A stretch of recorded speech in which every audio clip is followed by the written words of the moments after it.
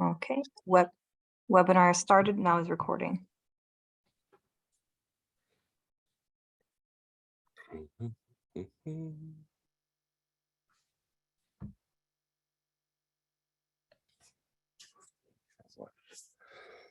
Good afternoon, everybody. Robert Meyer, I'm Director of Economic Development with the Employment Training Panel. With me is Diana Torres, our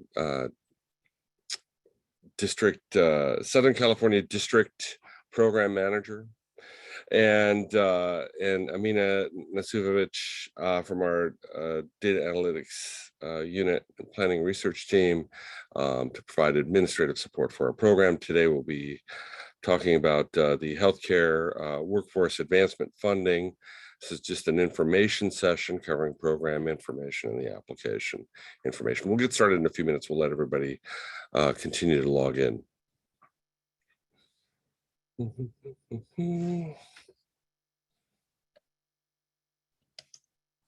we have a count, Amina? We currently have 42 participants and 60 registered, so we can kind of maybe wait a couple more minutes. Yep. And did you want to go over the rules for the chat and Q&A, or?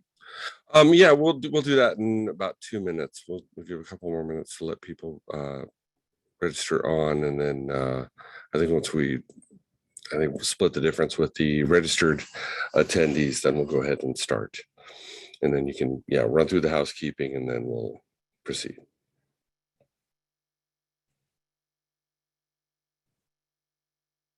Mm-hmm.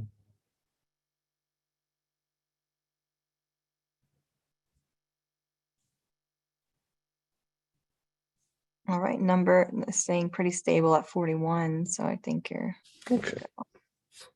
Go ahead and proceed then.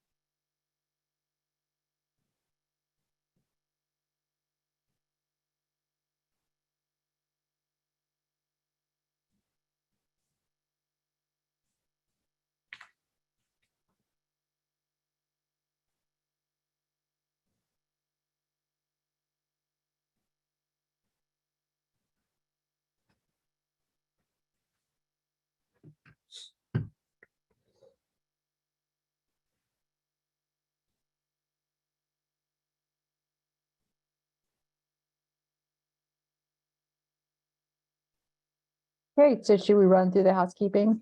Yes, we'll go ahead and proceed.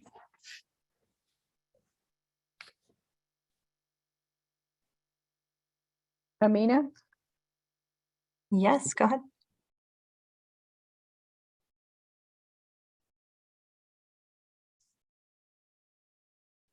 I believe Robert is running the PowerPoint. Oh, yeah, I am running the PowerPoint. Do you want me to just go ahead and run through the housekeeping and the structure of it? Yeah, okay. Good afternoon, everybody. I'm Robert Meyer. I'm the Director of Economic Development, and I am going to be presenting, or at least starting off, the information session for the Healthcare and Workforce Advancement Funding. It's a new program within the Employment Training Panel. Just for a structure of the session today, we're going to be basically introducing the program. There will be an opportunity for applicants to ask questions using the Q&A feature in the chat. The session will be recorded, so we'll keep questions to the end of the session. If you remember something specific or a slide number or a program area that you're asking a question about, go ahead and please ask at that point. Amina will monitor the Q&A and then provide the questions at the end of the session. If you have any further questions, we'll be providing contact information on where to direct those questions, as well as a repository for all information related to the program. Okay, any other items, Amina, we should talk about relative to housekeeping, or is that it? All right. The session, as I said, will be recorded. We will not be recording the Q&A, just to make people feel a little bit more comfortable and able to ask questions. All right, so for today's session, what we'll be doing is discussing the Healthcare Workforce Advancement Fund as an overview, just the intent and the objectives of the program itself, the distinction between that and our core program eligibility.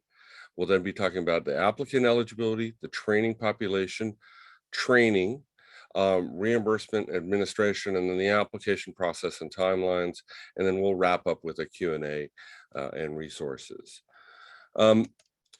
Just relative to the discussion, this presentation is intended as a summary for the Healthcare Workforce Advancement Funding. You will see HWAF used throughout this presentation. That is intended to discuss this program, the guidelines of which were approved at the panel on October 27th.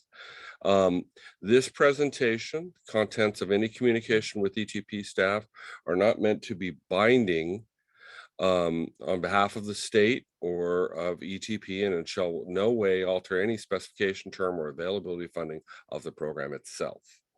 So this is just our sort of disclosure and what we're talking about, but we're just providing information in this session.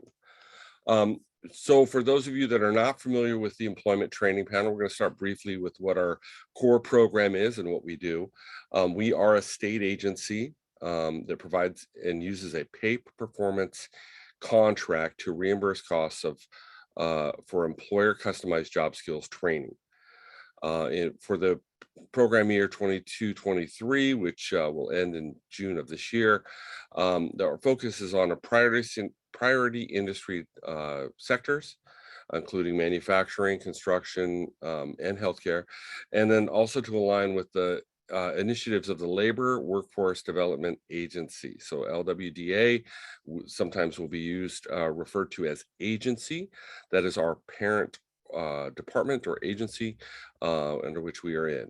We are a sister agency to EDD and the California State Workforce Development Board.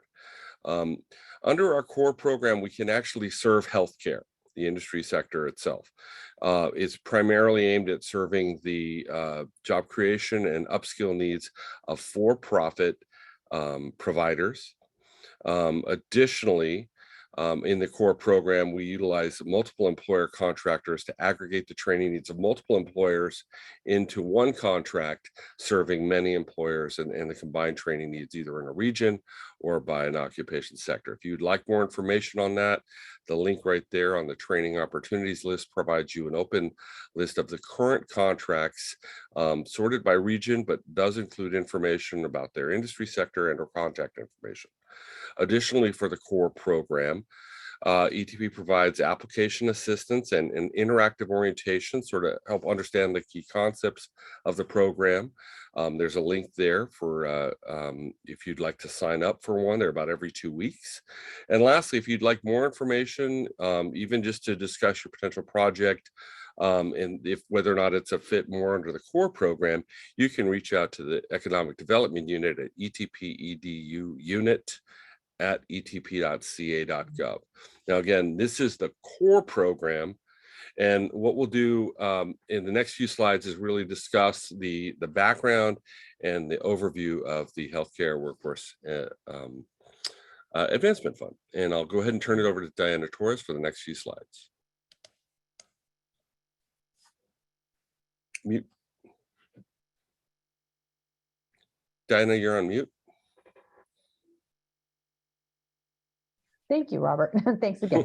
I did, again, thank you, Robert, and thank you to everyone, and good afternoon for your interest in the Healthcare Workforce Advancement Fund. That's quite a mouthful.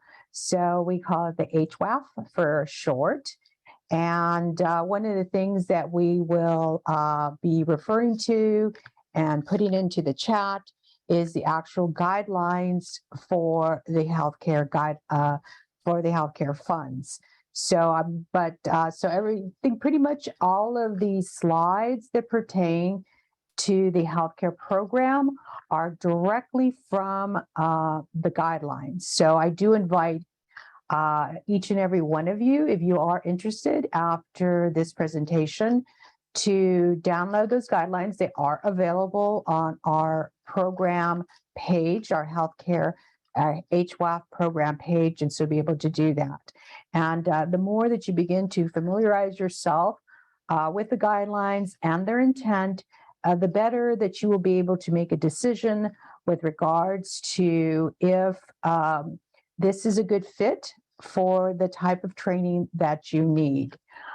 Because I want to just kind of digress a little bit here, is these are general funds. And so we have a little bit, these, in other words, as Robert mentioned, they're not part of the collection of the employment training tax.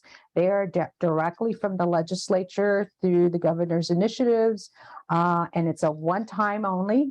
So that means that this is not a recurring fund that's going to happen. We have received general funds in the past with those same kind of parameters. More recently, the expansion funds and the California Community College funds. And some years ago, I think it's about 10 years ago, because of the shortage of nursing, we received some governor's discretionary funds for that. And the reason I bring those things up is because those funds, when they are general funds and appropriated to ETP, they're very specific and purposeful.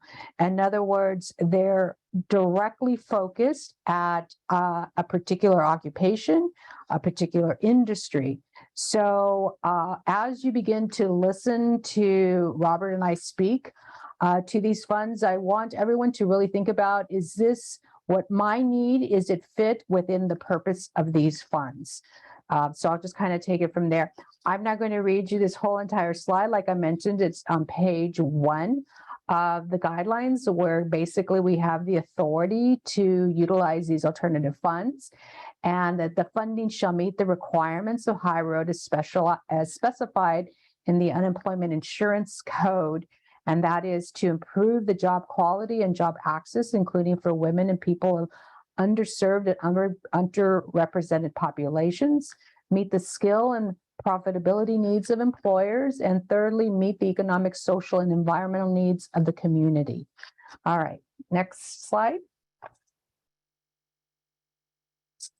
So these funds are focused to meet the needs of, number one, job seekers, individuals who are not currently employed in occupations with the most accessible entry points to career path opportunities.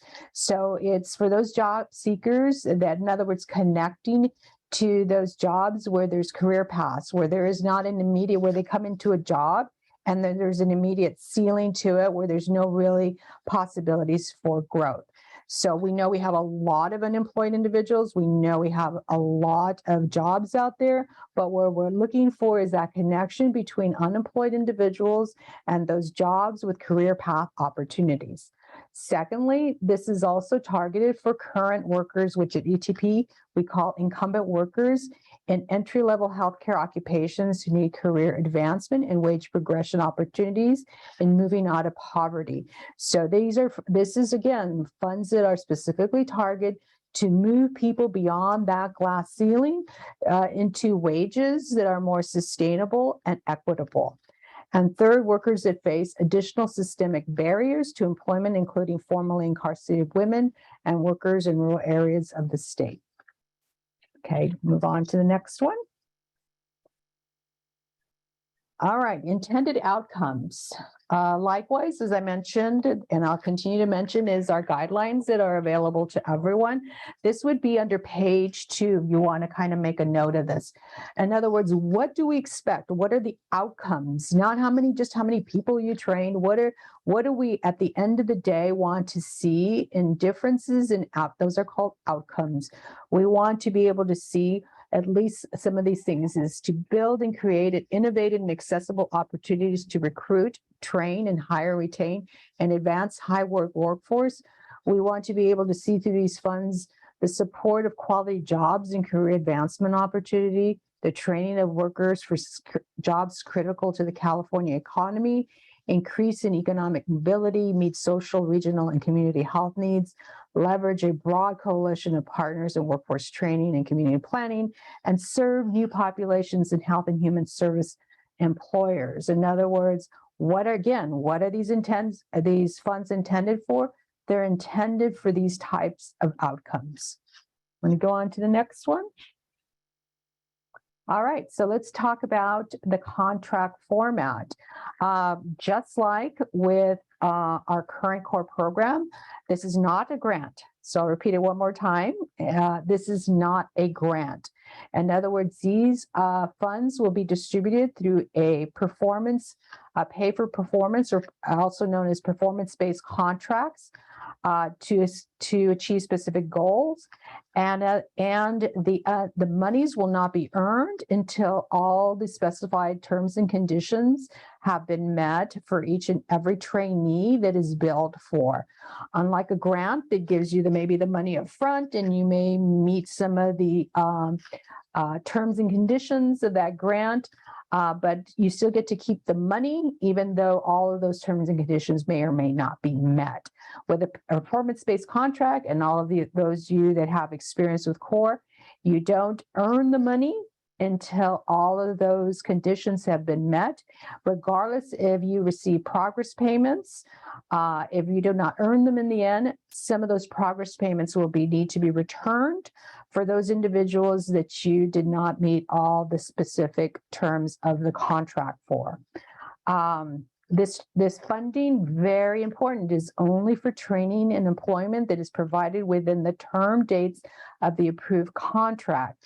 ETP funding is not retroactive. In other words, if you already started something, you say, hey, can we get that paid for what we did last month, but the contract hadn't started?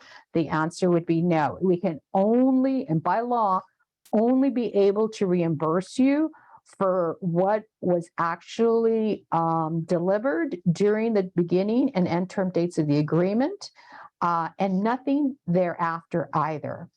So, and with, like I said, our guidelines kind of sets out all of the exceptions to our core. In other words, when I say exceptions, the good exceptions, the things that we're able to do outside of our core funding. And if not specified as exceptions, that means everything reverts to core.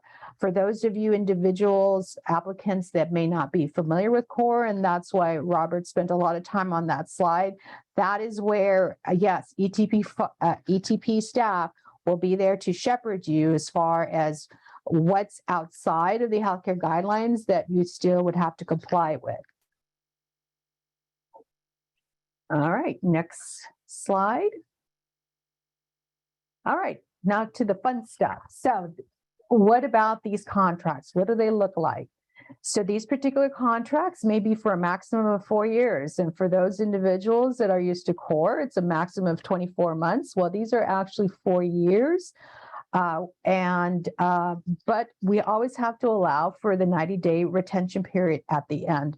I'm not going to say too much about that. I don't want to get into the weeds of all the specifics. 4 years, folks, is a long time compared to what we have for core funding. The next thing is these projects. We have about $25 million, and they're capped at $1 million.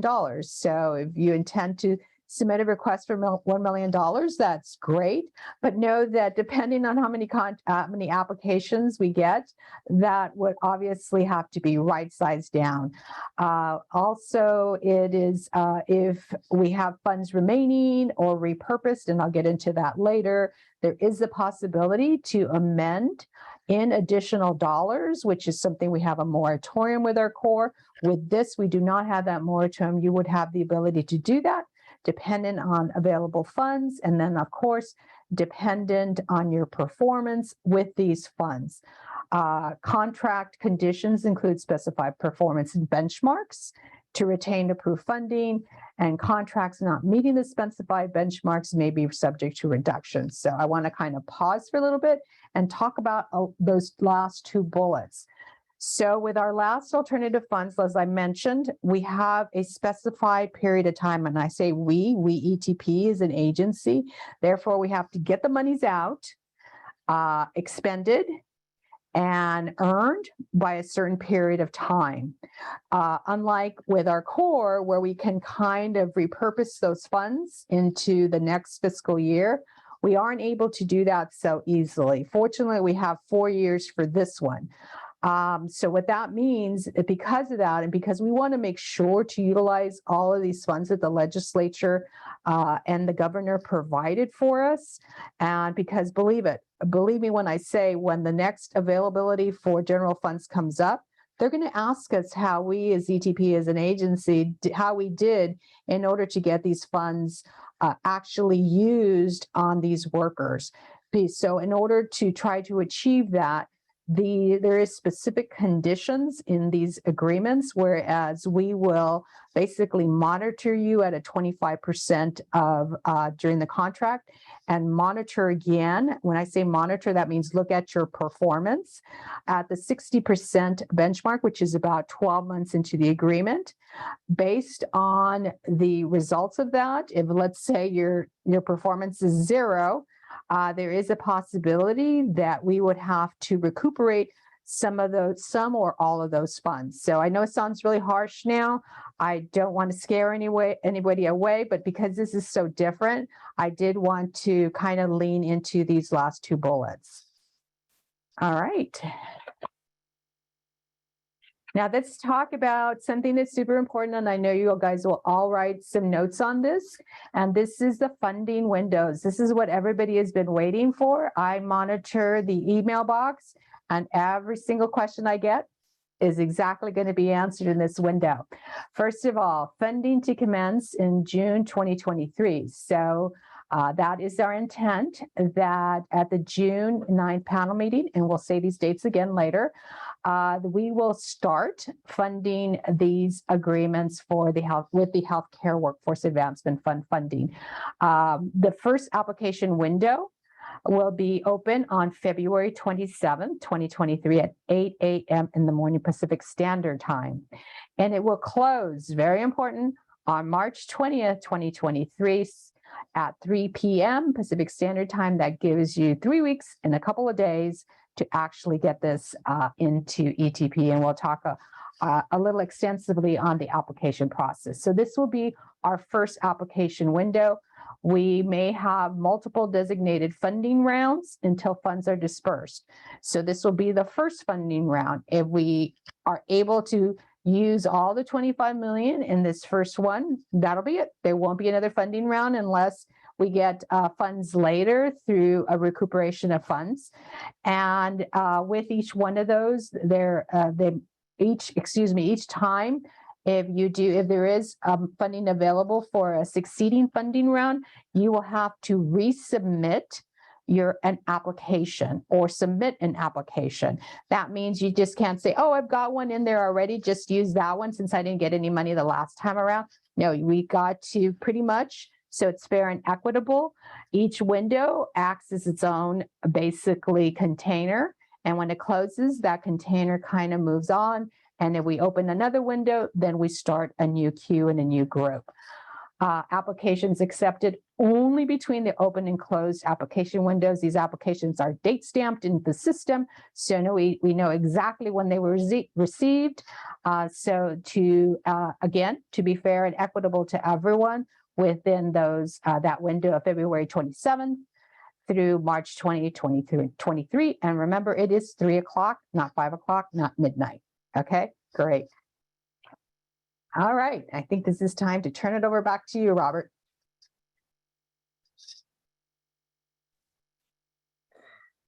All right, we'll be talking a little bit about the program eligibility. Thank you, Diana, for the overview. So with the Healthcare Workforce Advancement Funds, we're going to be using 2 basic types of contract models. The first is the single employer contract, and this is a lot of what ETP does with its core program. Under this program, health and human service employers will be able to train new and existing employers in employer customized job skills training. This is really intended for them to train their own people. So, really important to get a good idea of a strong training plan, specific training needs that you would have. And again, how the training of this employer would really meet the objectives of the overall program. So look back at those objectives as we incorporate more information. We definitely will be talking about it as we get into the application itself, but that's a real key goal. It's, you know, we definitely see a lot of new employers interested in this program funding and a lot of need, but we want to make sure that any training plan developed for an employer specifically would actually address these goals. The second contract model is the multiple employer contractor. You'll see this term MEC, MEC, that's what it stands for right there. In this case, an ETP contractor aggregates training needs of multiple employers to train and place job seekers, in the case of new hire training. These are unemployed people that are trained, then placed into full-time employment, and then to upskill new and existing workers. So job creation, retrainees, so they're hired, then they start training, as well as upskilling workers that have been in the workforce for more than 90 days or have been established as incumbent workers by their employer. So in these cases, the multiple employer contractor works with a network or community of employers that are either linked by industry or by occupation, and really intends to serve that group. And so builds a program around those employers and that employer relationship.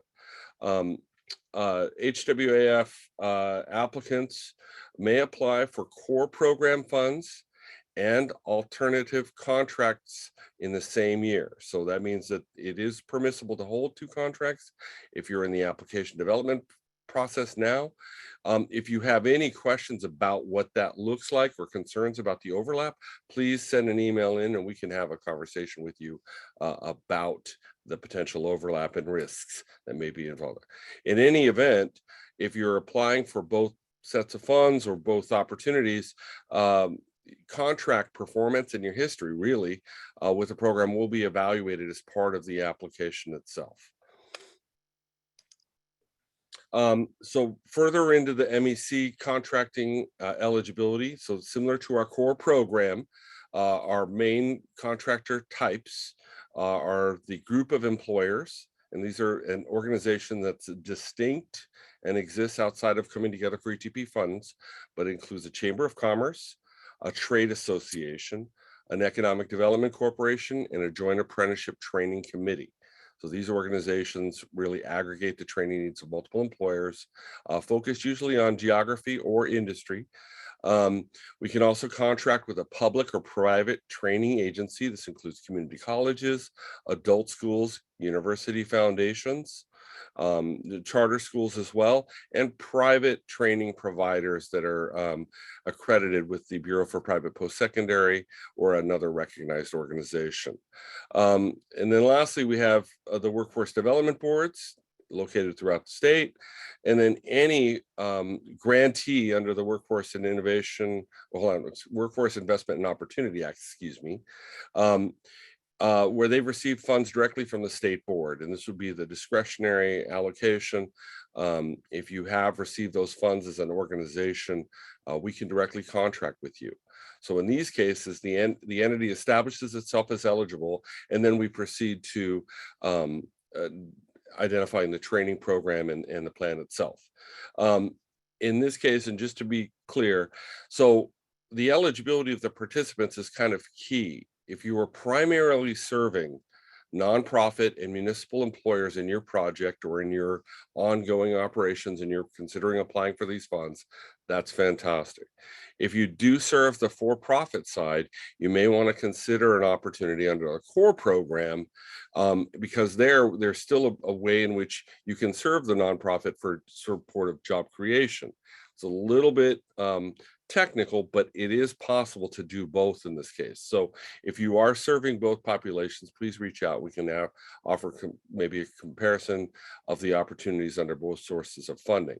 If you are serving nonprofit and public institutions primarily, we definitely would encourage you to apply for the HWAF.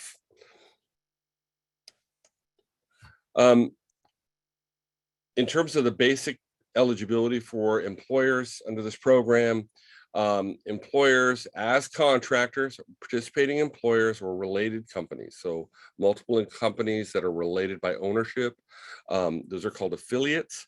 So this will apply to all of those types of employers. Participating employers are those, let's say, that participate with a MEC, and let's say they are within a geographic region of a workforce development board and all partnering together to build out a pre-apprenticeship program or a pipeline program with a K-12. As long as they meet the eligibility of the HWAF, we would be safe to proceed. And essentially, that is that they are a nonprofit or municipal employer not subject to the employment training tax. Essentially, the California employer account number used to report wages under the unemployment insurance system must have a CEAN above 999. That's the prefix number. It's 700 or above. And this is really covering municipal employers and then the tax rated nonprofits. You're not sure and you would like more information about finding out if you're a nonprofit under this program. The big question mark may be nonprofits that are tax rated, like commercial accounts. In most cases, the larger healthcare systems and the clinics are going to be nonprofits and eligible under this program, as they save more money in a quarter using the reimbursable rate tax account system than they would with a tax rated UI account. Sorry for the technical aspect of this late in the afternoon.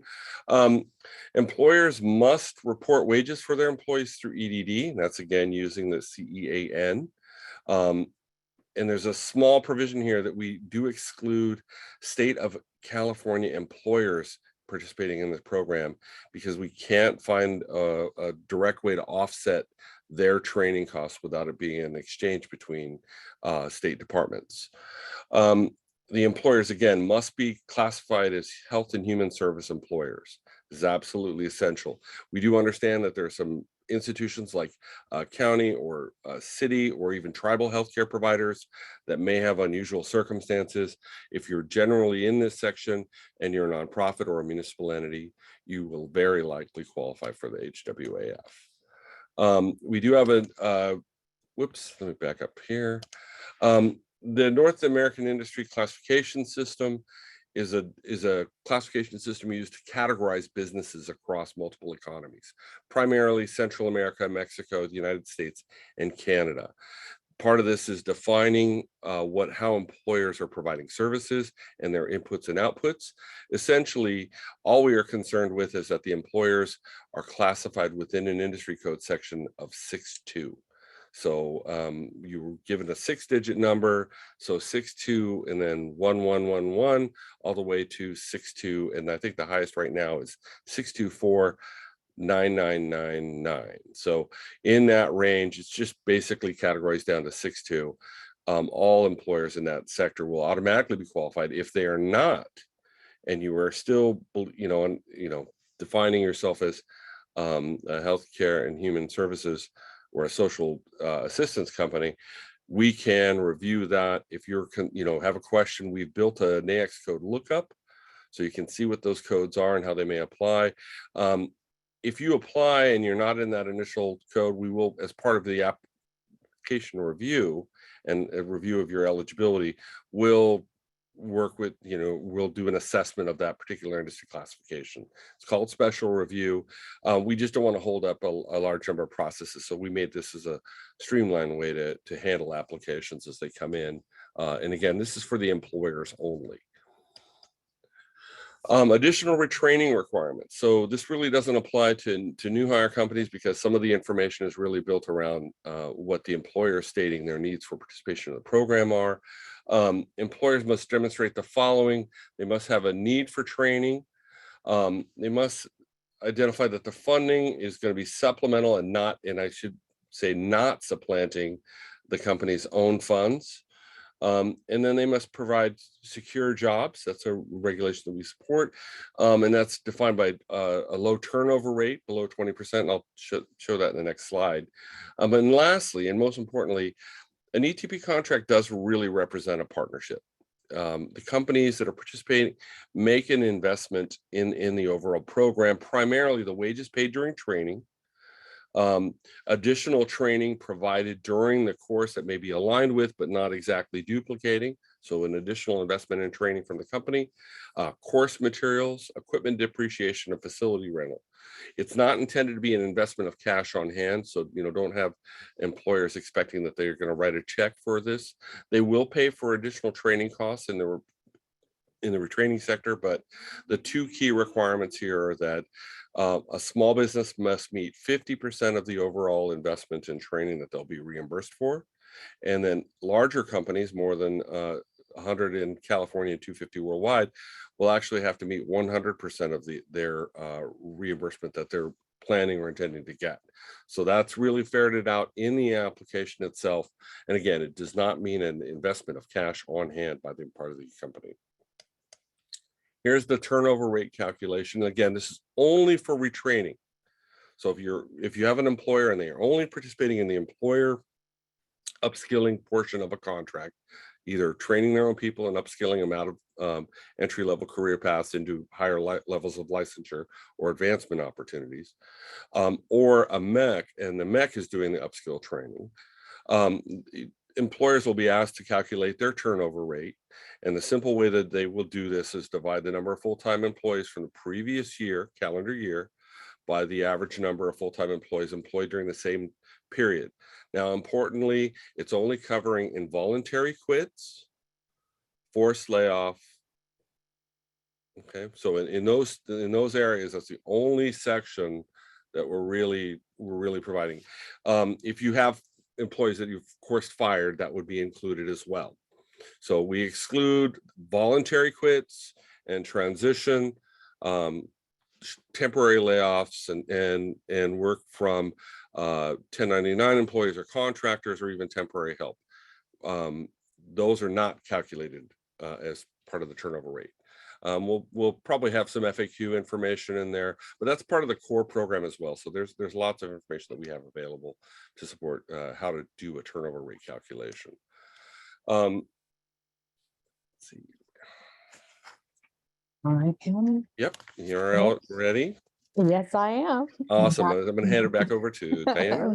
Back to me. So thank you, Robert. So we've been going over a lot about just kind of giving you some background, some of the core requirements, some of the eligibility, contractor requirements. And now we're going to, the next few slides, I'm going to lean into the actual application. So for those of you that are joining today, you are the very first to know what questions are actually going to be in the application that will go live on the 27th of this month at 8 a.m. So first, when it says applicants must provide information as part of the application specific to these funds, this is basically the questions. Is where the question is describe how. So I'm going to kind of go through them. I am going to read them, although I hate reading to people, but that will allow you the space to also read them, maybe make some notes so that when we get to the question and answer, you can refer back to the question if you like. So that will kind of say, oh, I wonder about that question. What exactly was that about? So this will give you an opportunity to kind of write the questions down that you may want to ask about later at towards the end of this session. Excuse me. So number one, describe how the overall training and organizations company's workforce, the trainees, that's what we call them at ETP, will contribute to a high road employer workforce development strategies. So if you recall, in the guidelines, which are posted on the ETP program page for healthcare, it lays out what the strategies are for high road employers. So what you have to do in your response is basically say how the training will contribute to any one of those strategies. 2, describe the organization, company's workforce health and human service worker needs, including demonstrated shortage of workers and entry-level positions. So what that is like, tell us your problem, give us your problem statement, which may include, your problem statement may include your demonstrated shortage. And when I say demonstrated, that usually means, that would mean like, give us some actual numbers. We are shortage, there's about 20%. We need X number of workers to sustain our healthcare system. And we're about 20% short of that. Those are the kinds of things that you need to lean into and give as much detail as possible. In addition, any demonstrated regional or local workforce needs, because we know California is a huge state. So the workforce needs in healthcare for this particular healthcare targeted population is different in Northern California and Southern California, in the Inland Empire. So it's not just maybe just to your particular city, like the city of Riverside, but maybe more of a regional need. So if you have those regional numbers, which you probably do, if this is the type of business, when I say business, in other words, this is what you eat and breathe at work every day, you know what your needs are. We don't know what your needs are. That's where this is where you tell your story. Describe current or planned structured support to build company organization-wide strategic career pathways that lead to wage progression for entry-level workers. This part is such a critical question, because as mentioned, the intention of these funds is this is seed planting. These funds are seed planting so that you can, in a very purposeful way, say, we don't have career paths. We don't have a systemic entry path in our organization, in our hospital, et cetera, but we want to build one, because the healthcare experts for the state, Robert and I just didn't make these needs up, right, Robert? They have said this is what is necessary in order to build people and to build them through career paths, to make them be able to reach some jobs with some wage sustainability and some equity in wages. So we want to know what have you already built in your systems, or what are you willing to build and invest in, so that after these monies are no longer there and you've trained your folks, you have a system in place. All right, next slide. Robert, did you leave? Thank you. All right.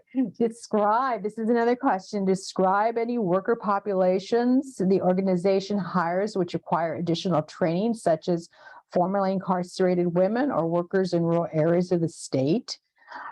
If this pertains to you, this would be a very easy question to answer. Number 5, priority, this is in the guidelines, priority will be given to applicants with demonstrated wage progression of 10% or more from the start of training to the end of the trainee retention period.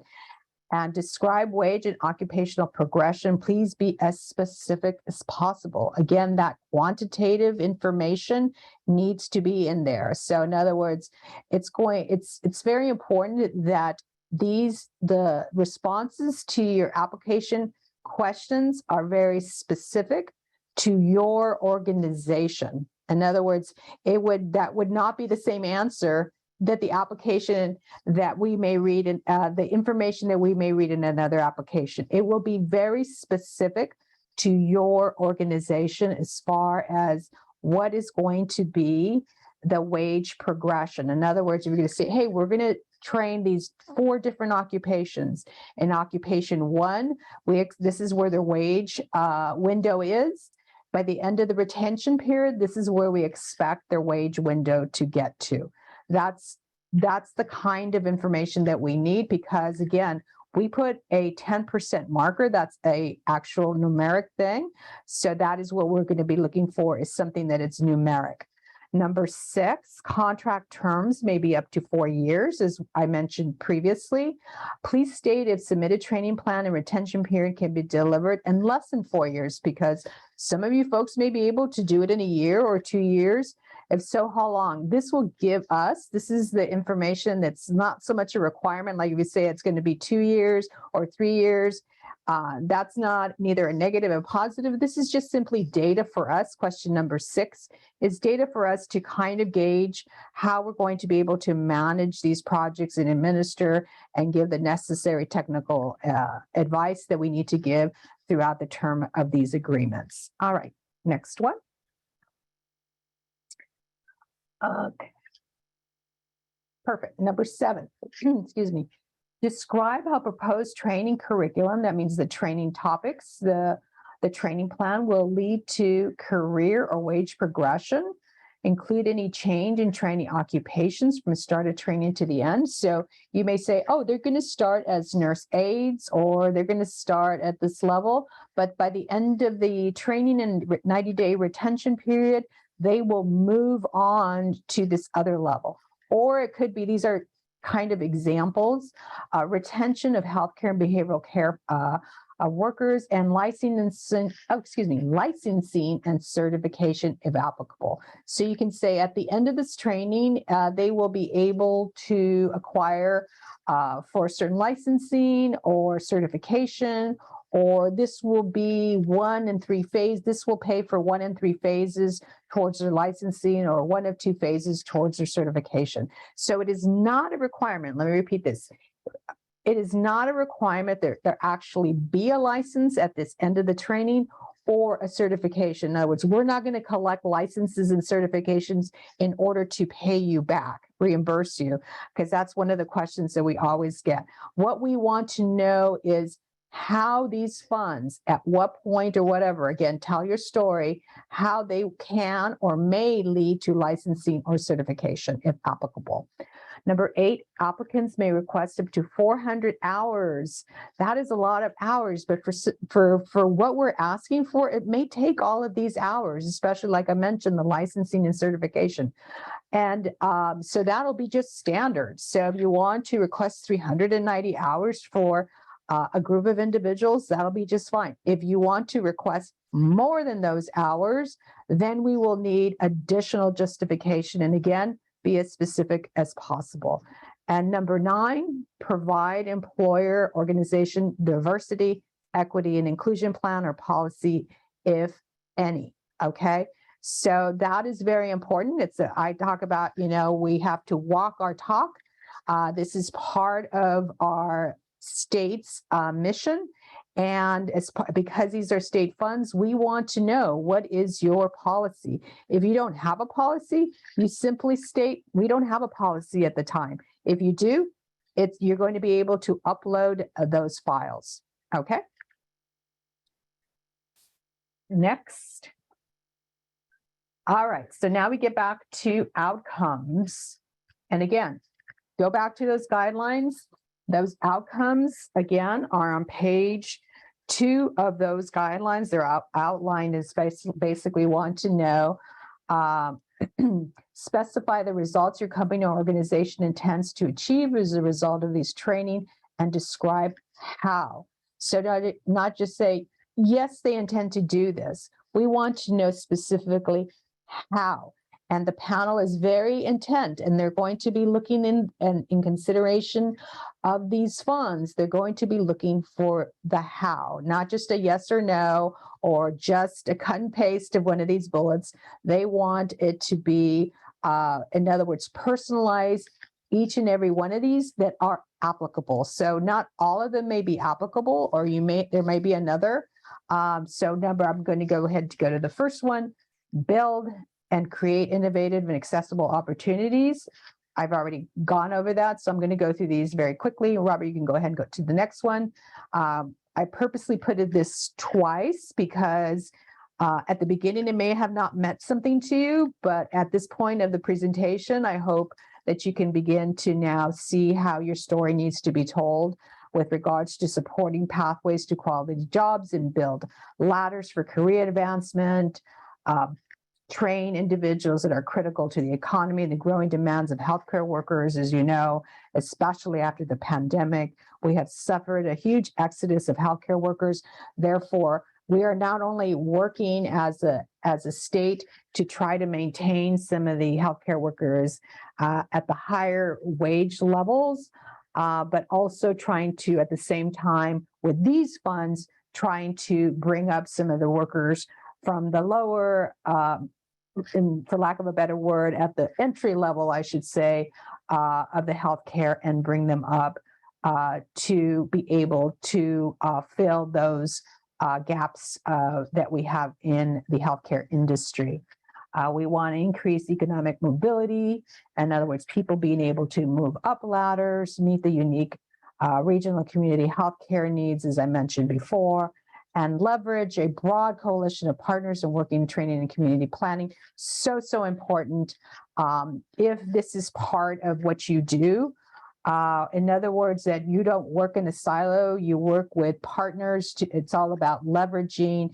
These funds are 25 million. And I, you know, when we started this back in November of 2021, yeah, right.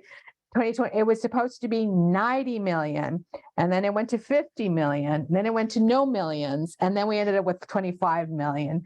So so that's why leveraging is so important. It's because we're really trying to, across the board, through engagement and coalitions, to make these dollars stretch more and be worth more, and to actually you know, set good footprints for growth.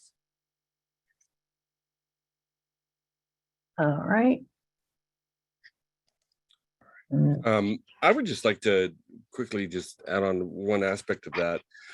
There's a lot of investment in the overall industry sector for healthcare, with new new levels of funding, both from the state budget and federal investments being made, particularly to support rural economies.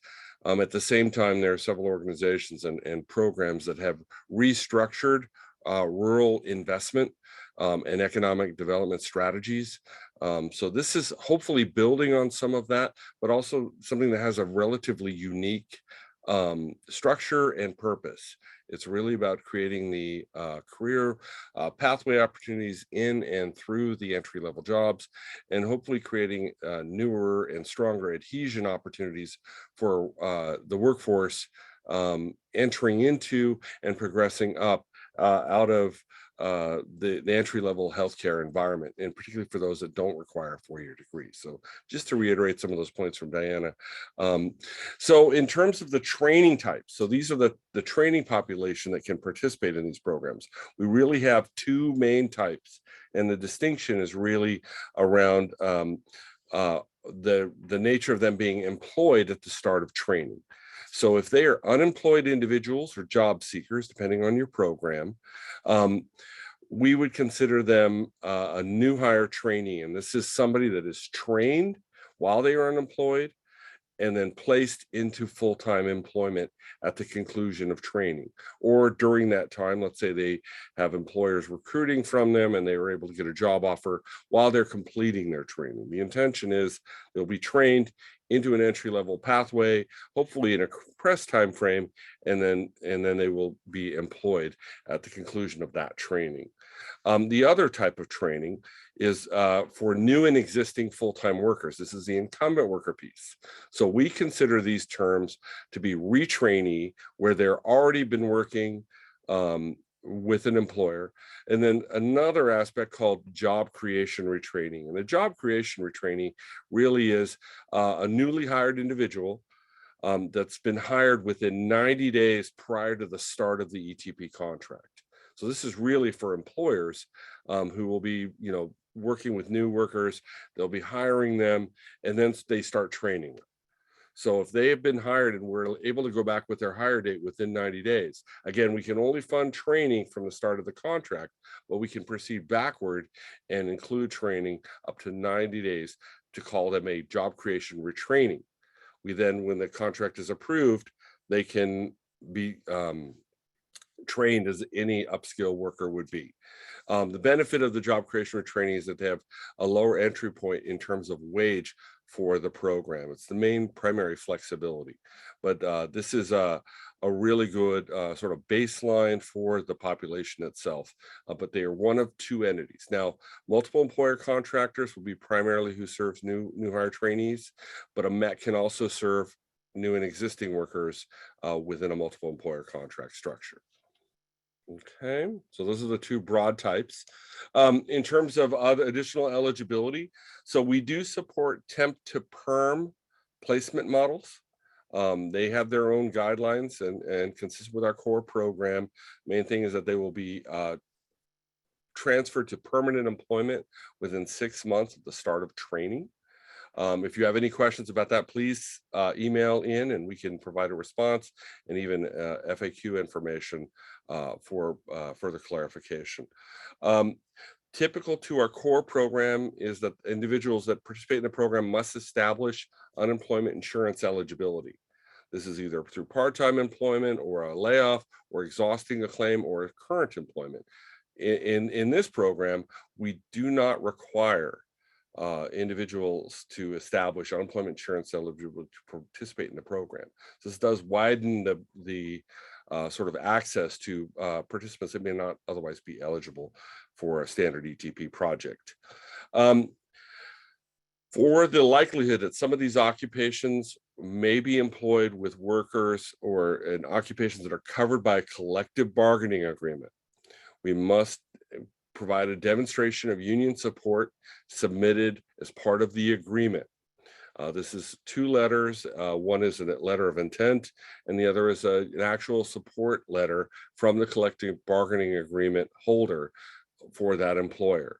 So if you do have it, there'll be some information, but the templates to these letters will be found with the application template on the program page on our website. Additionally, the contracts, we can proceed while the applicant gets this letter. So as long as the intention is for the union to support this, and I cannot honestly imagine them not supporting this, I think that this program is emblematic of a labor management partnership. But as long as there is a contingency for the letter to be submitted, we will be supportive of the project. The second focus, in addition to the training type of trainee, will be the occupations. And this is really key because this is the actual focus and the benefit of the training program itself. So the occupations that will be considered in this program are ambulatory care, human service, and social work occupations, particularly those that do not include a 4-year degree to qualify, but that face demonstrated shortages in their region or locality. This includes direct care, long-term care, behavioral health, allied health, and health tech roles like respiratory therapists or phlebotomists, telework, telehealth workers, which is important for a retention strategy in rural communities, as well as community health and social workers. So this population really is a branch out for ETP in terms, because a lot of these workers are really housed with the nonprofit, and more importantly, the municipal care centers. So as employers, this opens up what we can tangibly provide support for with the healthcare. I'll apologize for the parenthetical at the end of social workers. And then lastly, as part of the reporting and the design of this application, you're going to include or identify what the starting occupation title is for the participant. And if you're intending to move them in or advance them into additional occupation areas, you're going to be prompted for what that final occupation will be, what their title will be for the participants that complete funded training. All right. Let's see the next topic area. So the basic trainee requirements for all ETP programs is a minimum of 8 hours of training delivered within the contact term. So that's the bare minimum. You can train 1,000 people, but if you train them at 8 hours a minimum, that's perfectly fine. What we are seeing with this program is really the intention to advance out of licensure. So we are going to see many programs with a much higher number of hours of training. The core program standard is 200 or 260 for new hire trainees. In this program, you can request a 400 maximum with normal level of justification. And as Diana said earlier, if you have a higher number of hours justified for a specific type of program with a strong case justification, it can be approved on a case-by-case basis. It's important in your program design to think about the time frame for how long training will be delivered, because it's naturally a fluid workforce and things happen with training populations.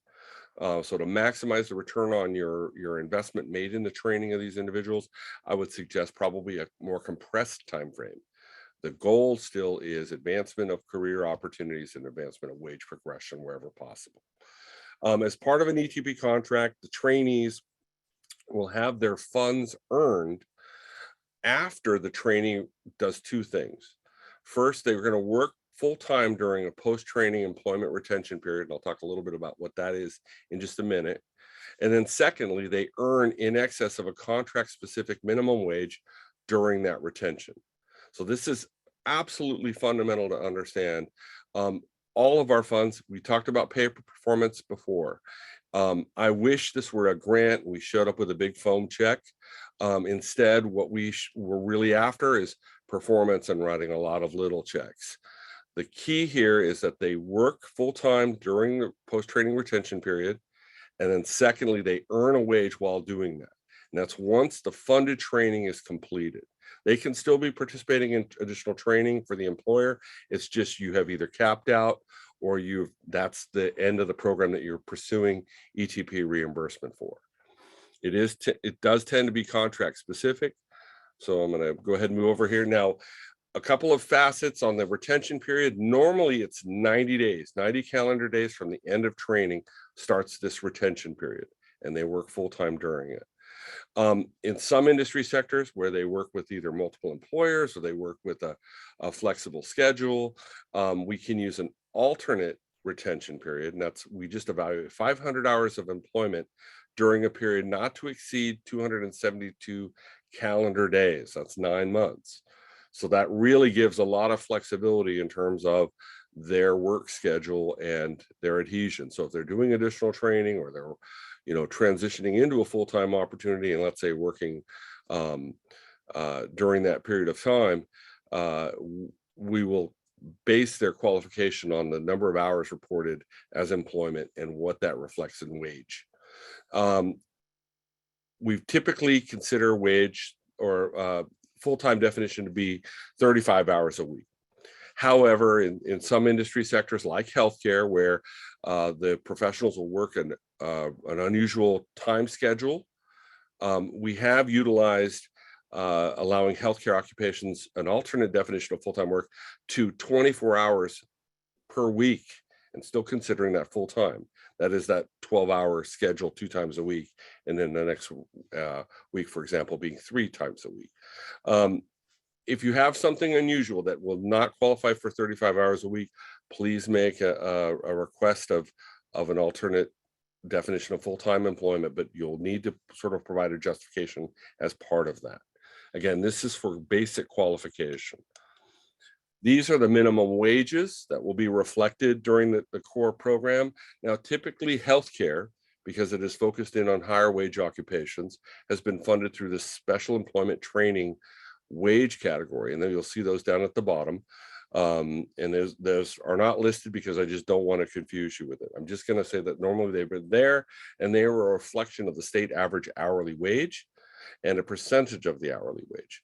Now, further down to facilitate training in the entry-level occupations, the wage levels at the top of the table are going to be divided in 2 areas. One, if it's a standard program wage, so in an area that is not facing a high unemployment area, then the wages on the top will be there. Largely, the higher wages are going to be in the Bay Area counties, Los Angeles, and San Diego.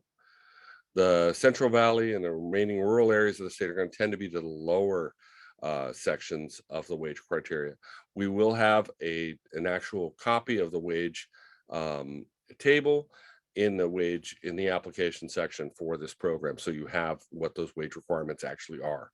It just is based on counties for the most part, and the table gets messy for the purposes of a presentation.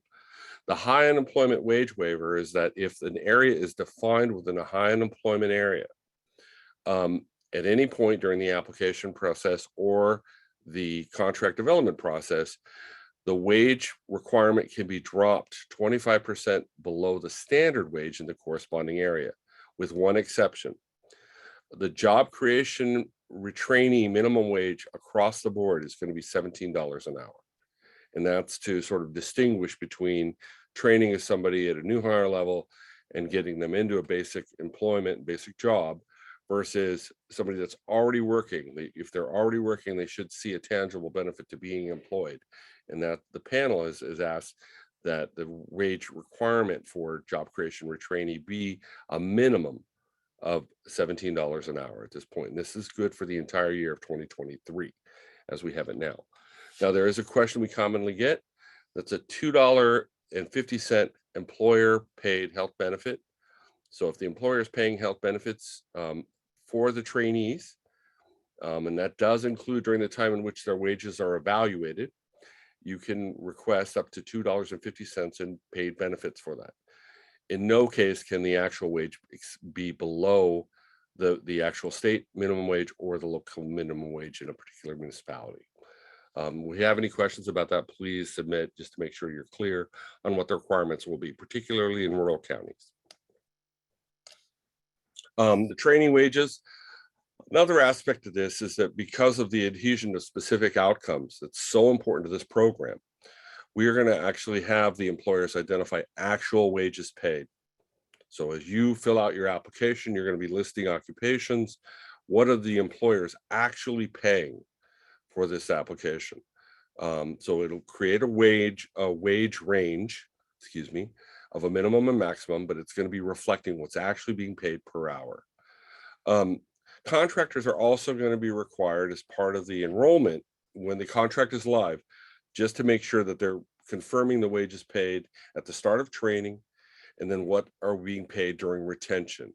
And for those longer term contracts of 4 years, that could be fairly significant. So those wages being reported are going to be a huge indicator in terms of the success of wage progression and economic mobility that's primary to the goal of the program.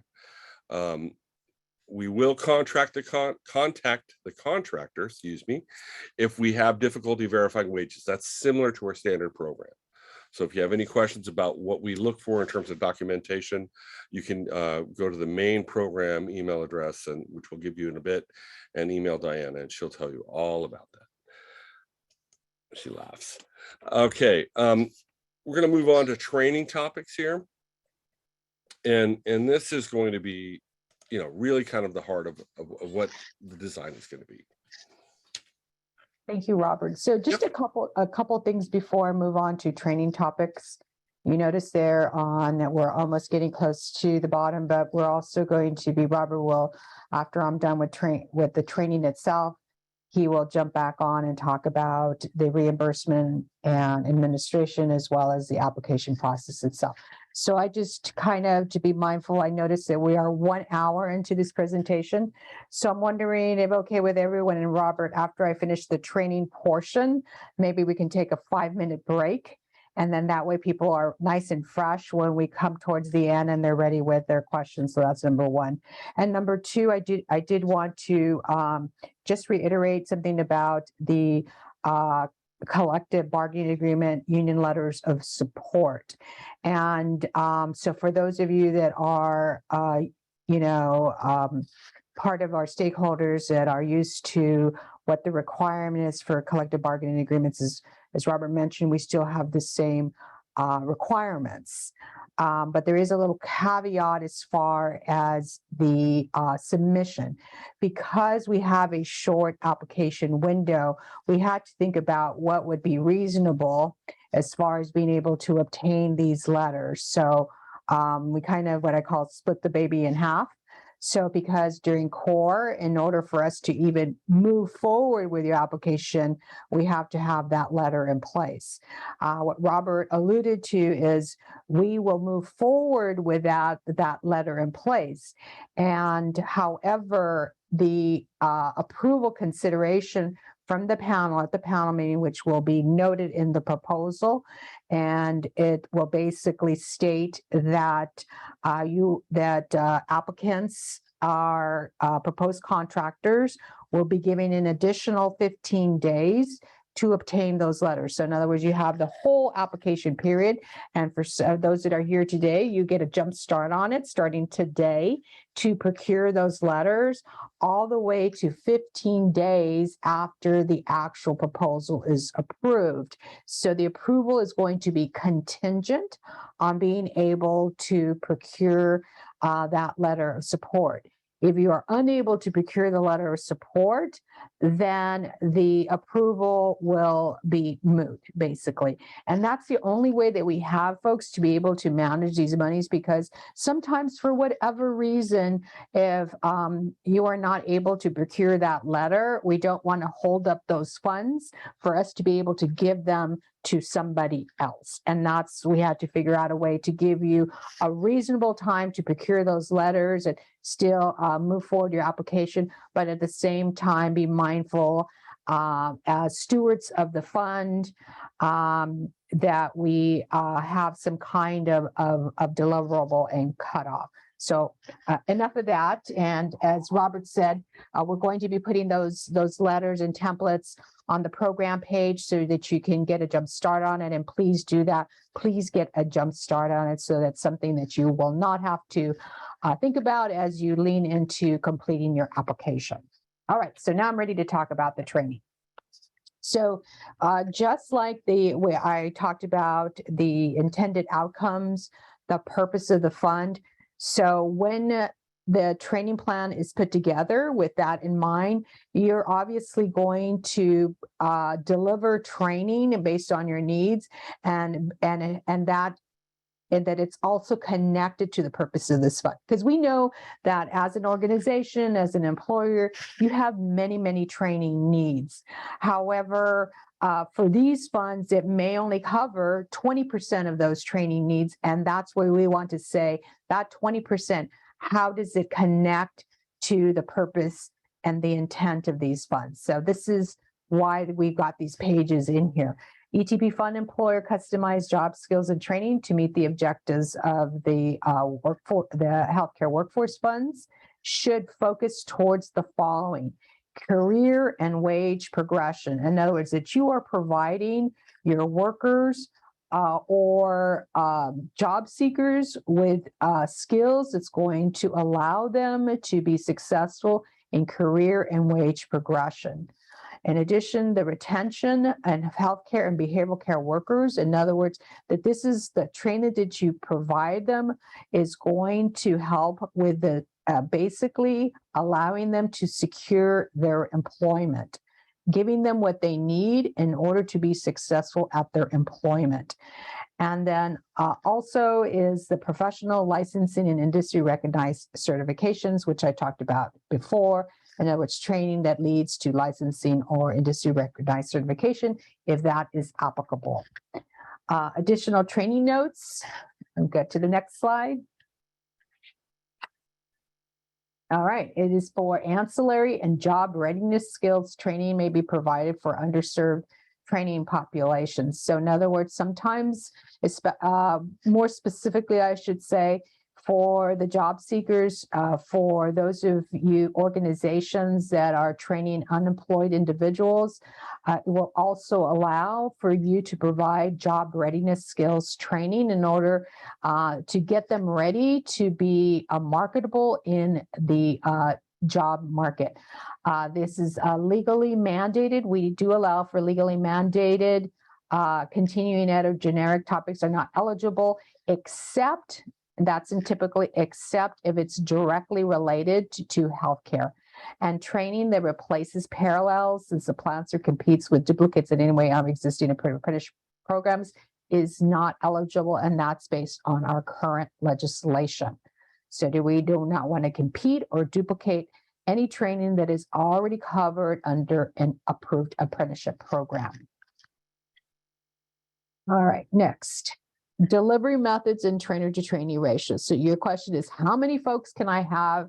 How many trainees can I have in a classroom? Okay. Yes. All right, great. We got the recording back. All right. So how many individuals, in other words, warm bodies, can I have in a classroom? Or you might be doing your classroom virtually, and that is okay. That's called e-learning, but it's up to a ratio, because it's basically the reason that we have ratios. It's based on the taxing of the trainer, instructor, ability to answer questions and things like that, and that is why we have a cap on that. So it's a 1 to 20 in a regular classroom environment, whether it's in person or virtually. For new hires, because they might have a greater need, it is 1 to 15. And medical skills preceptor. And that's for those of you who know what that is basically when there is a preceptor trainer, and there is actually working with patients. And so because there is some production involved, the trainer to trainee ratio is decreased to no more than 1 to 10. And then we have the computer-based training, and that's self-paced. Something that perhaps we used to say when this first came out, something that's on a CD-ROM, nobody uses those, but something that is online that perhaps that you ask your trainees to go through, that's a 10-hour course, et cetera, things like that. That, of course, does not have a trainer to trainee ratio because that's done independently. And then we have the special category for OSHA 1030, HAZWOP or HAZMAT. I don't foresee that there's going to be this training in there, but thank you, Robert. I think it's still important to put in there because this is around OSHA certifications. We want to make sure we're in line with whatever their requirements are, and they allow for a 1 to 40. And then for a pre-apprenticeship is a 1 to 25. All right. Next. Training providers. So who can provide your training? Well, the individuals or the groups or the vendors that you feel are the subject matter experts. In other words, we're not going to tell you who should provide your training. Those are that's the decisions that you will make, because we know that what your intent is to get the best training providers for your workers or for unemployment and individuals who are unemployed that you're training as part of your program. So we don't check qualifications. We expect that you will be doing that. And it could be if you are a employer contractor and you have a subject matter expert in your employment, that person can be a trainer. And a MEC can either use employer facilities to train or a center-based facility to accommodate employers. So if you're a multiple employer contractor and you want to go on site and provide the training at ABC company, you will be able to do that.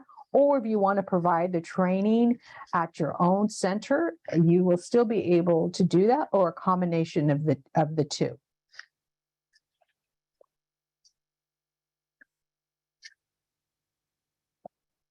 I think we'll go ahead and pause. So Okay. the time is, I have 3:17. So we will, Amina, we'll stop for now, and we will restart at 3:22 just to give everybody. All right, welcome back, everyone. So we don't have, as Robert said, we don't have too much to go, but here's a very important slide. And I remember when I used to do development of projects, this is the one where everybody used to wait with bated breath and say, so how much are we going to get paid for this? And is it something that will cover our costs? So I'd like to just stop for a minute and talk about that. ETP funds are, more specifically when I say this, is more for single employer contractors, because ETP funds are never in any way intended to cover all training costs. These are seed planters. In other words, this is something that will help supplement your current training budget. So these costs are fixed. It's not a budget-based agreement. And that's why we call it a fixed fee training reimbursement. So rates will be at $9 for the CBT. That's the self-paced instruction that somebody will download. And let's say if you have your own suite of trainings that you have in your organization, then you would assign individuals to do this when they have space in their calendar to be able to do that. And that's at $9 an hour. So because there's no trainer cost, that's why the reimbursement is at $9. We do not pay for any suite development of training modules or anything like that. So I just wanted to kind of let you, and what happens is you would provide us with about an average number of hours that someone would take to complete these. And then we cost that, let's say you'd say 10 hours at $9 an hour, then When they complete it, you would basically get reimbursed $90. A lot of folks don't do the CBT because it's so low that it's and then because it has to be administered. The only times that, and because especially with healthcare, you have so much need for class lab training, and we'll get to that dollar rate, that it's not worthwhile for you to do the administration for $9 an hour, or that $90 that I just said. But in some cases, it is valuable because so much of your training perhaps is this self-paced training. So that's enough that I'll say about that. Then I go on to the next rate, which is $19 for any DAS recognized pre-apprentice or apprenticeship training. And the reason we have that rate a little more, and that is for the class lab training, which is less than our standard class lab training rate. And the reason for that is because if you are part of a DS approved recognized program, the organization, in some cases, the Joint Apprenticeship Training Program gets reimbursement from the state for a portion of the training. And then what we do is we pay for that gap so that there is no duplication of payments that are coming for the same training hour. And then we have finally what I mentioned before, which is the class lab, which is interactive, where the trainer is dedicated 100% of the time during the training to answer questions, to give instruction, etc., to do a demonstration or to view demonstration, and that is at $23 per hour. So basically what is done, it's a really fun calculation, is you have an average number of hours. So it's the hour. So for each individual, let's say individual number 1 completes 10 hours, and they did it all in class lab. It's 10 times 23 is $230. That was the easy math. I'm not going to choose any other calculation, by the way. So based only upon the number of valid training hours delivered and tracked. So in other words, we do not reimburse, ETP does not reimburse for any hours that are not reported to ETP on the ETP system known as Cal eForce. All right. Support costs. So this is support costs for those of you who are employers going to train your own individuals. You can kind of, just take a mental break now. Now this is for the multiple employer contractors, because otherwise this will get you really confused if you're listening at this point. Multiple employer contracts. This could be a WIB, like Robert mentioned. This could be a, a community college. And so basically, like I said, is they will get reimbursed for each trainee hour, like for class lab. But unlike employers, it is expected that the cost will cover all the costs. So there are costs beyond just that classroom hour, as we know when you're running a multiple employer organization, a WIB or et cetera. And that's what we call support costs. So up to 8% of that $23, so an additional 8% will be up to that point, will be reimbursed for things such as recruitment, job placement, and assessment.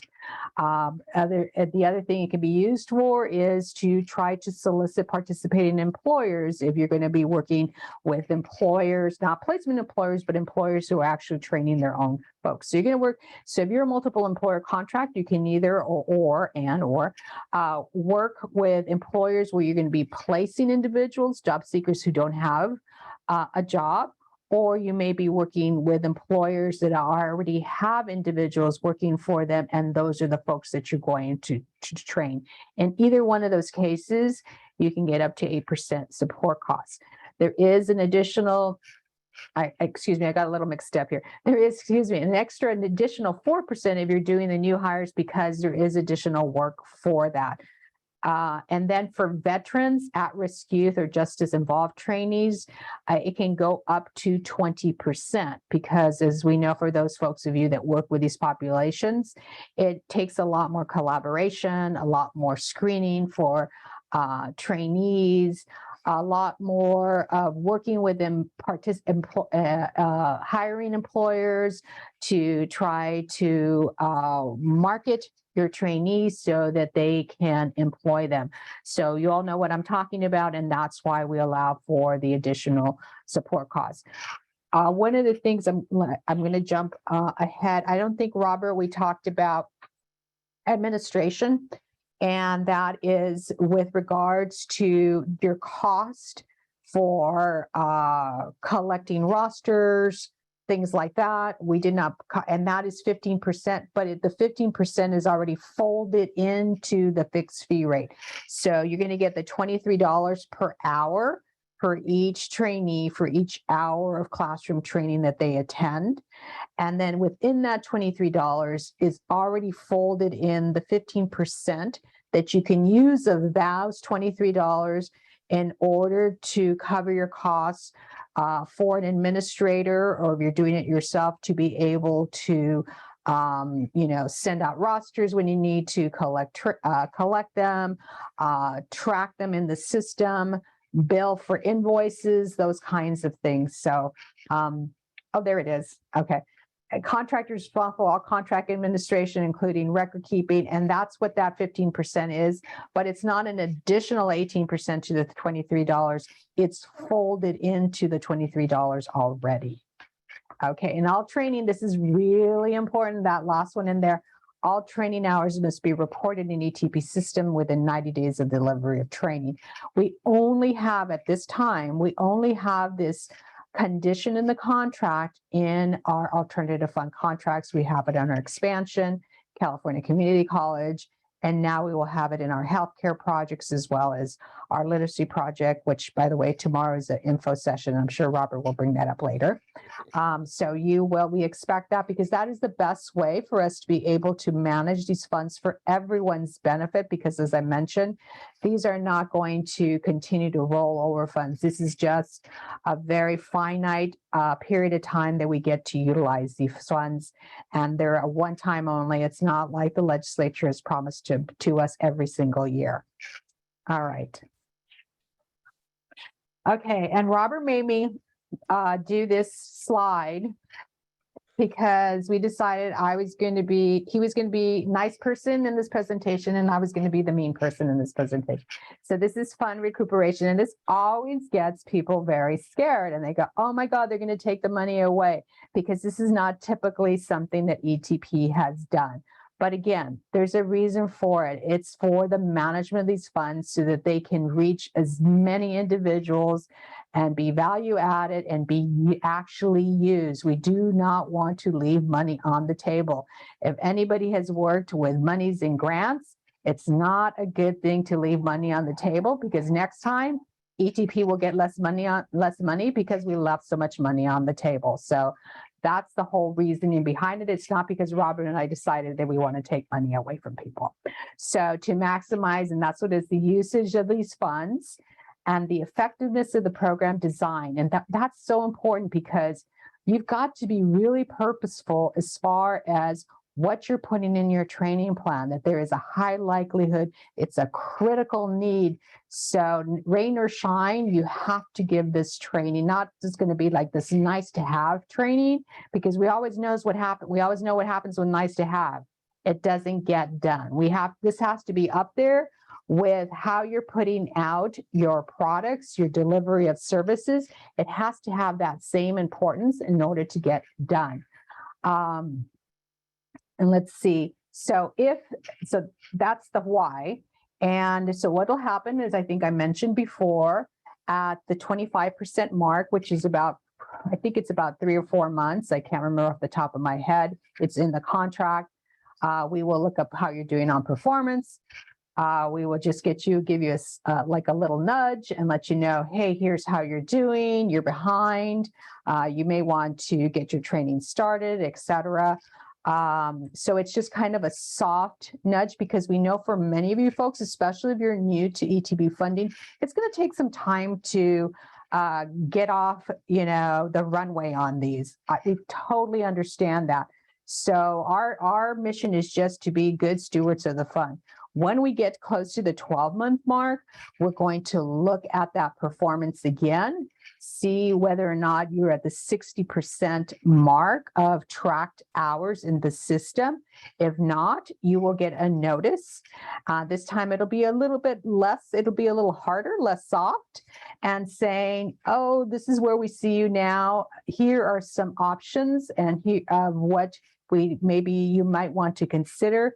And we will be asking for responses on those. And that's kind of where we are right now, where there are expansion funds. And that has gone really, really well. It seems like we are really working as a team with contractors on the same mission to maximize these funds because it benefits everyone. All right. Next slide.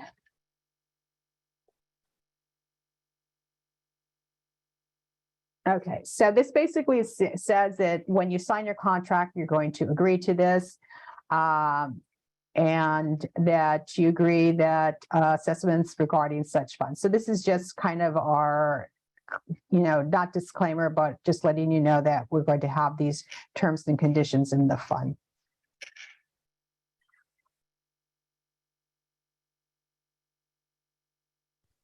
Thank you, Diana. You're welcome. Presenting the recuperation piece. That's even scares me, honestly. I think with effective program design and the intentionality for those interested in these funds, I think we will not really incur too much of that, but I'm hoping we'll all be successful in that. What I'm going to cover really is a little bit of the application process, and we'll get into some of the criteria with this, but this is really the last section. So if you're not familiar with it, ETP has launched successfully a Cal eForce system. This is based on Salesforce, meaning that everything is online, in process, uploadable. It's really well supported. We have a fantastic team of program staff and support from our contractor for Salesforce. They work really well. They crunched a lot of information to try and put these programs together in a format that enables us to really meet the legislature's goal of getting these funds out early and with a strong program. So all of our applications, like our core program, are going to be released through the Cal eForce system. So if you're familiar with it, that's great. There is a link here, and it'll step you in when this goes live to the actual application itself. You can talk about this link here is specifically to give you overview on it and let you pick from the applicants, but all applicants will register. So if you're a direct employer, you haven't applied before, or you're a MEC opportunity, you've not applied before, there'll be basically a simple registration. I'll show you what that looks like in a few screens, but it's basically you're registering your employer and you're creating an account for you to submit the application. Then you'll be prompted for which program to apply for, and you will want the Healthcare Workforce Advancement Fund application. It's just a simple checkbox. And then you'll enter in the application and begin completing it. Very importantly, you will finish this and make sure it's all complete. And then you will submit the application. It'll all be done online. It saves progress in place. It's actually a fairly robust system in terms of that. There's a lot of support information for the information as well. Now, if you're a MEC contractor, you will have the opportunity as well to apply for core program funds. If you have any interest or program overlap and you'd like more information about that, please reach out to my team at the Economic Development Unit, and we can definitely talk with you about core program funded opportunities. All right. The application submission, again, the first window of these funds will open up on the 27th of February, starting at 8 o'clock in the morning. We will keep it open until March 20th and close it at 3 p.m. Now, the system has a hard turn off and turn on, so there's no, my application got lost in the fax machine, or it's in mail, or there's a postmark date, or you're hand delivering it, nothing. It's entirely online. And the system is fairly clear on that. We will not have exceptions to that. It'll actually have to meet that deadline or not. Now, we may have secondary windows We will have additional opportunities based on the demand for the program funds in the first window. Our hope is that we exceed that window by several $1 million. And so we can sort of pick and refine from the most competitive of applications. And one thing about this system, and this is really the heart of it, is the CEF team and other program staff that have been involved in the development of the program will be available to provide technical support and answer questions through these application windows. So there'll be some times posted where, hey, we will have tech staff available for this morning or this afternoon or for the last couple of days, really the full day. And so staff will be available for questions. If you get prompted, you can be put into a support room with Zoom and answer questions and make sure you have information. There are some things to really consider regarding the length of your application in certain fields that will have 3,000 character caps. That information will be presented in the application as it comes live. Also, a Word template of the application and specific questions for this program will be available. So really, really good. And then most importantly, if you are applying for this program, please make sure your healthcare workforce advancement funding. That is your program. The other one is the workforce literacy pilot program. And that we're going to have an information session, as Diana mentioned, tomorrow morning at 10, and then a week from tomorrow in the afternoon at 1 o'clock on the 27th, I think, on 21st, excuse me. And those two, that program is considerably different than this program. So just that we're having different sessions for both of them and for each. In terms of the CF, and if you're registering for the first time, you'll get this information. This is, it's new to sign up, and you can enter into the system with either of these two windows. This is just a screenshot from it. And, it's very, very well supported. We're actually kind of proud of it. And so I'm going to go ahead and hand it off to Diana for some very specific consideration regarding the program application. So this is the hot tips. Okay. And before we do that, and we're almost finished, folks, because we do want lots of space for question and answers, but I do, Robert and I, we try to be very mindful of not talking too much ETPs. There are words that we use that you might use differently in your own service sectors. One of the things I wanted to jump back on, staff didn't message, and I think it's important to pause, is that the types of trainees. So we have what ETB calls is new hires, what some of you maybe call dislocated workers. Those are individuals that are not fully employed at the start of training. And basically, you will be training them. I'm talking about multiple employer contractors will be training them, screening them, and placing them into employment. Those are what ETB calls new hires, if you want to write that down. Then we have job creation. This was created during a time when we had high unemployment at the last recession. This is how long we've had that. And it was basically an incentive for employers to hire new folks. As you know, when we were headed out of the recession, businesses were doing well, but they were kind of a little bit, scared of hiring new folks. And instead, the folks that they had were doing a lot more work. So we created this job creation. We incentivized it, and it is basically the trainee. In order to qualify for that, they will have had to been hired no more than 3 months before the agreement started, and any time during the term of that agreement. So for this 4-year period, wow, you've got a lot of runway for that. And then retrainees is those folks that you've had on your payroll for more than 90 days. Okay, so I just kind of, and you know what?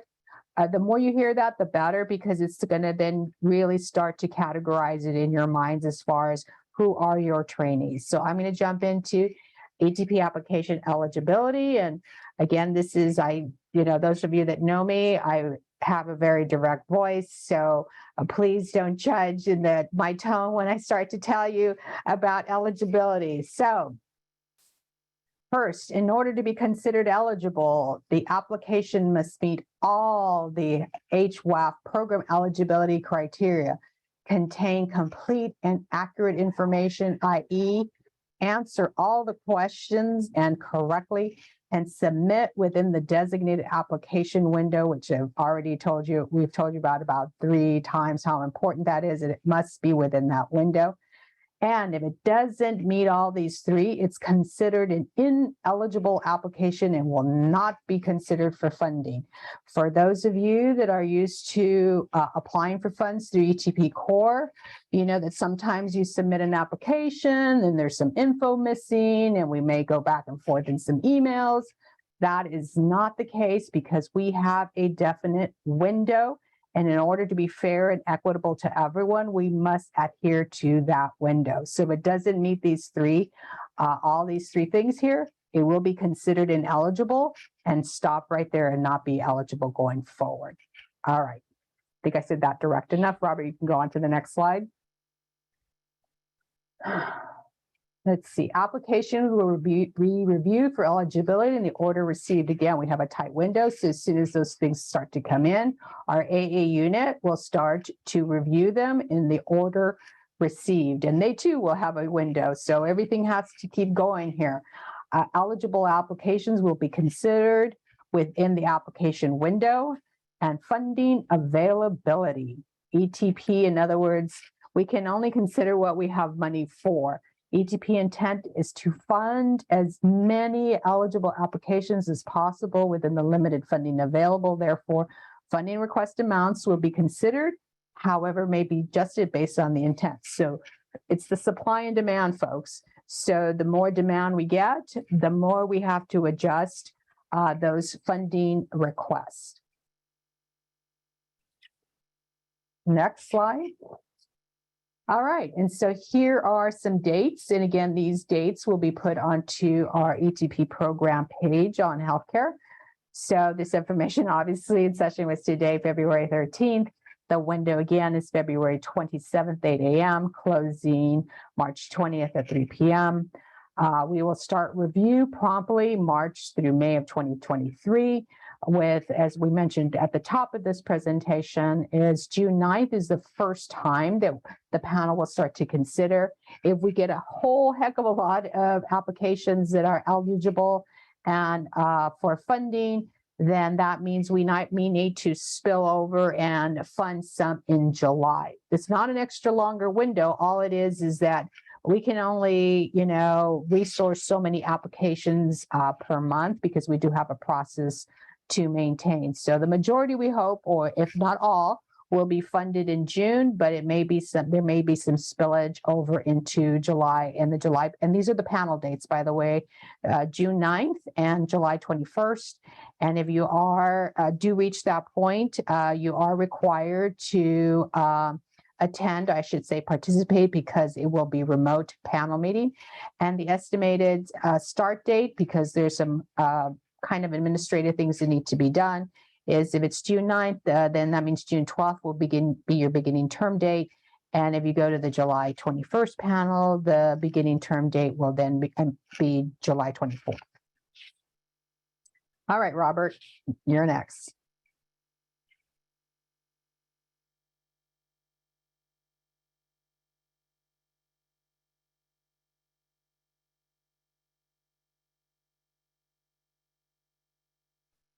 Robert, you were on mute. That was the most eloquent thing I was saying all day. Actually, so this is important information. It's just basically the overview. We have a website page, program page for all of the support items of this program. You'll be able to hit it and it'll have information. We're going to be uploading additional information, the copies of this presentation, for those of you asked about that. It will be provided there. We'll post it. If you have specific questions, I highly encourage you to send in an inquiry. Again, core program, send it to the Economic Development Unit. If not, the address is right there, Healthcare Workforce Advancement Fund at etp.ca.gov. It'll come right to Diana's desk. And we'll be able to answer the questions. We have support information for the application process on its own. A lot of material that's available if you want to see some stuff. Additionally, we have other program resources, and we're glad to provide it. And with that, we'll end the recording for the questions. If there's anybody that wants to raise a hand and ask a question, glad to take it. There were some questions in the chat that we will go ahead and post responses to. And then if nothing else, then we'll just wrap up with a quick couple of thank yous for the staff involved in the project. Okay, end the recording.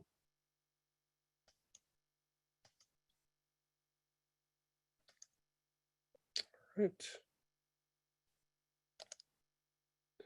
Okay, we have a raised hand